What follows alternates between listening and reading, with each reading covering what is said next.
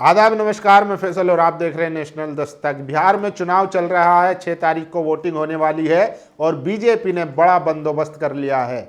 और साथ ही साथ चुनाव आयोग ने देश के 12 राज्यों में एसआईआर कराने का भी ऐलान कर दिया है और उसकी प्रक्रिया 4 तारीख से शुरू होगी और 3 नवंबर तक चलेगी। तो आप समझिए कि किस तरीके से सिस्टम पर कब्जा कर लिया गया है। और देखिए, जो बिहार से खबर आ रही है वो बहुत ही डरावनी है और भयानक है।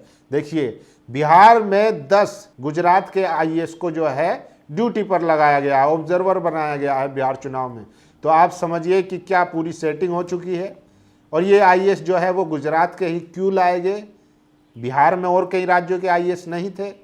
तो ये सबसे बड़ा सवाल यही उठ रहा है कि क्या बिहार में चोरी के रास्ते सरकार बनाने की कोशिश की जा रही है। हमने जिस तरीके से आपको दिखाया कि बिहार में बीजेपी के और एनडीए के नेताओं को भगाया जा रहा है, दौड़ाया जा रहा है, उनको जो है जनता सवाल कर रही है कि पिछले साल आपने क्या किया। जब हिसाब मांग रही है तो उनके पास जवाब ही नहीं है, इसलिए उनको दौड़ाया जा रहा है। लेकिन अब जैसे लग रहा है कि हर बूथ पर जो है वो कब्जा करने की कोशिश है। देखिए, 10 Gujarat IAS officer head to Bihar on poll duty. तो जब वोटिंग होगी तो गुजरात के 10 आईएएस जो है वो ड्यूटी करेंगे। तो बाकी आप अंदाजा लगा सकते हैं। यूपी में आपने देखा कैसे डीएम, एसडीएम, पुलिस प्रशासन सब जो है वो बीजेपी के लिए काम कर रहा था।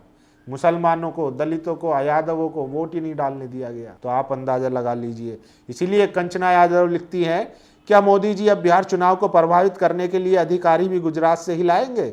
बिहार सबसे ज्यादा अधिकारी देता है, क्या बिहार के अधिकारी कम पड़ गए मोदी जी? बिहार गुजरात से नहीं चलेगा, बिहार से ही चलेगा। तो बिहार के बारे में कहा जाता है सबसे ज्यादा सिविल सर्विस के सर्विसेज वहीं पार होती है। लेकिन आईएएस आएंगे चुनाव करवाने गुजरात से। तो इसके पीछे का क्या लॉजिक है ये आप समझ रहे हैं तो हमें भी बता दीजिए, क्योंकि हमें तो समझ में नहीं आ रहा। और देखिए, चुनाव आयोग ने केवल असम को छोड़ दिया, बाकी जिन भी राज्यों में अगले साल चुनाव होने हैं वहां विशेष गहन पुनरीक्षण करवा रहा है। बात समझिए, अभी असम में बड़ा खेल करना है।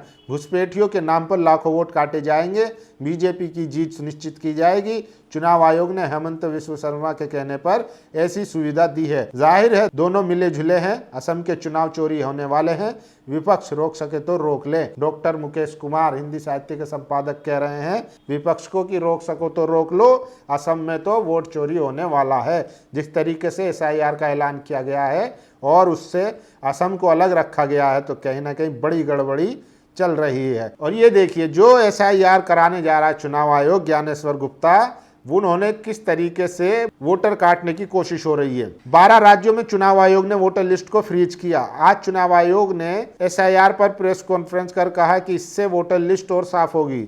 लोग सवाल उठा रहे हैं कि वोटर लिस्ट साफ होगी या लोगों का नाम साफ होगा। क्या ये तकनीकी सुधार है या राजनीतिक गणित की नई चाल?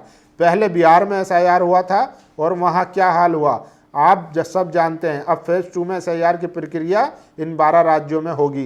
राजस्थान, छत्तीसगढ़, गोवा, मध्य प्रदेश, तमिलनाडु, यूपी, गुजरात, बंगाल, लक्षद्वीप, केरल, पुडुचेरी और अंडमान निकोबार। कांग्रेस पार्टी ने आरोप लगाया था कहीं जगह नाम काटा गया, फिर भी आयोग कहता है सब सही है। चुनाव आयोग पारदर्शी और जवाबदेह नहीं लग रहा है। चुनाव आयोग को भंग कर नया चुनाव आयोग गठित होना चाहिए। तो ये जो आरएसएस की जो संस्थाएं बन चुकी है, बीजेपी का दफ्तर बन चुका है, उसको जो है भंग करने की मांग उठ रही है और फिर से नया चुनाव आयोग बनाने की मांग हो रही है। क्योंकि बिहार में जिस तरीके से इन्होंने एसआईआर किया, कई लाख वोट काटने का काम किया।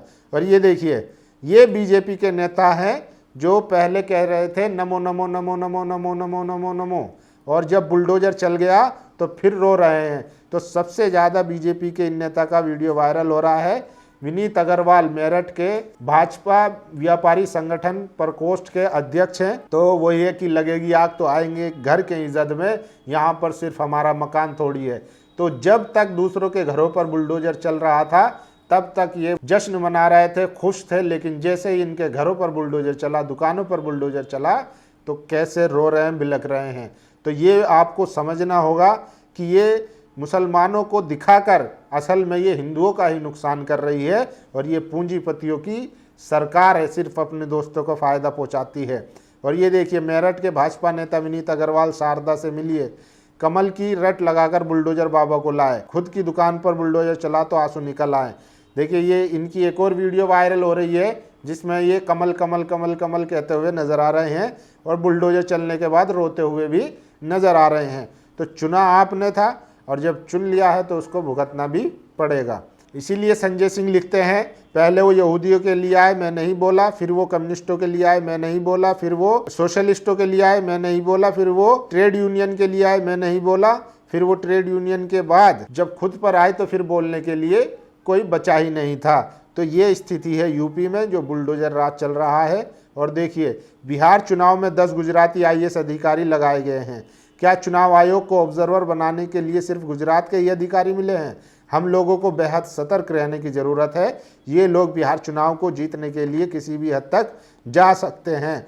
तो लोगों के मन में संदेह उत्पन्न हो गया है और जिस तरीके से गुजरात से IAS जो है इंपोर्ट किए जा रहे हैं, वो कहीं ना कहीं बड़ा सवाल उठा रहा है चुनाव आयोग की नीयत पर। और देखिए, बड़ा खुलासा हुआ है कि बिहार विधानसभा में जो ट्विटर यूजर, जो एक्स यूजर थे, उनकी रीच कम कर दी गई है। यूपी विधानसभा चुनाव से पहले सरकार ने 2016 में नोटबंदी कर दी थी। चुनाव प्रचार में बीजेपी के सामने SP या BSP कोई टिक नहीं पाया। अब कुछ लोग आरोप लगा रहे हैं कि बिहार विधानसभा चुनाव से पहले सरकार के दबाव में एक्स ने सरकार से सवाल पूछने वाले अकाउंट्स की रीच कम कर दी है। क्या लोगों का आरोप या शक वाजिब है या कोई वहम है?